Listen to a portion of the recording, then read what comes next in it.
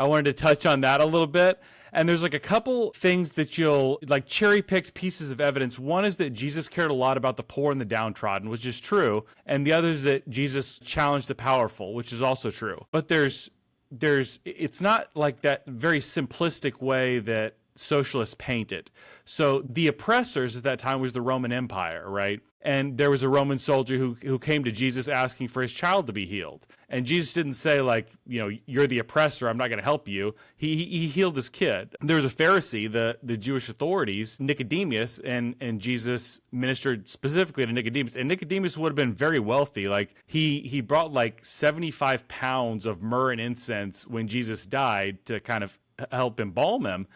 And that would have been like close to $250,000. So this guy was balling, like one of Jesus's friends. Like he had other rich friends too that he wasn't like calling out. A lot of times you'll hear the rich young ruler was a wealthy young man who Jesus said, like, if you want to go to heaven, you have to sell everything, right? And then right after that, he says it's easier for a camel to go through the eye of a needle than for a rich man to get into heaven. And you'll see like these on social media posts, right?